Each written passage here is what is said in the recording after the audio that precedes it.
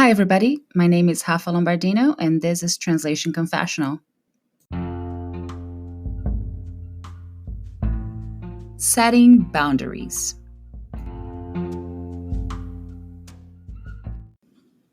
I have this one client who is in New York while I'm in California, so they are 3 hours ahead of me. The project manager would always call me around noon whenever they got a new project they needed my help with. At that time, they're getting ready to leave the office in a couple of hours, while I'm about to sit down to have lunch and rest for a bit before my afternoon shift.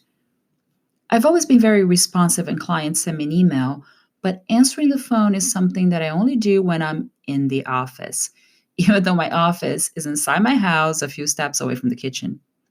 If I'm running errands, whether I'm taking a translation to be notarized or buying groceries, I'll let it go to voicemail and return the call as soon as possible when I'm back at the office. The client was aware of the time zone difference, and that one time they decided to follow their phone call with an email asking why I never answer when they call. At 1 p.m., when I was back in front of my computer, I called them back. "I'm sorry I missed you, but you called when I was on my lunch break." The conversation that followed this revelation that translators also need to eat was a very good client education experience. The client asked me when my lunch break was, and I said it was between 11:30 a.m. and 1 p.m. my time, which is 2:30 p.m. and 4 p.m. in New York. "Wow, you have a 90-minute lunch break?" they asked. "Yes," I replied. "Isn't it wonderful when you work for yourself and you get to set your own hours?" There was silence on the other end of the line for a bit. I went on to remind them in the most polite way possible that I work regular hours Monday through Friday from 9 a.m. to 5 p.m. my time, that I've always been very responsive and never missed a deadline. While I do understand they're trying to wrap everything up for the day when I'm coming back from my lunch break, I would only be able to get back to them when it's 1 p.m. my time and 4 p.m. their time. "Could you just give me your cell phone number then?" they asked. "My work number is my cell phone number," I reassured them. "Give me your home number then," they pushed. "I knew you work from home. That way we can be sure you take the project." That was definitely crossing the line in my book.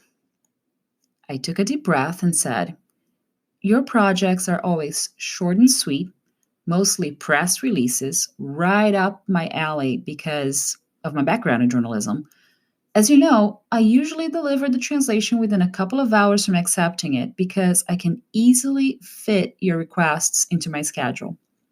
If you have a larger project that would take days to complete, no problem. We can coordinate everything. We've been working together long enough, and I consider your company one of our premium clients, so I can assure you I'll always be there for you." The project manager seemed to calm down for a bit and reflect on the fact that, yes, we have been consistently working together for a few years, and while it always felt like they're pressed to put all their ducks in a row before leaving the office for the day, I've always been there to help them out, and the translation would be waiting for them in their inbox when they got back to the office the next day. They agreed and half apologized for the outburst. I understood they could be having a bad day, but nevertheless, I decided to turn that moment into an opportunity for them to be aware of something. "You know, you're lucky I like working with you," I said in a joking tone. "Other independent contractors could assume that if you demand that they work certain hours for you, they'll be getting employee benefits too, like Social Security and health insurance. I won't ask that of your company, of course, but be careful next time you ask someone to act like your employee." I chuckled and then held my breath. The project manager giggled a little bit and got what I was saying. Yes, they had crossed the line. I kept my cool. That project and many more after that were completed way before the deadline, and we lived happily ever after.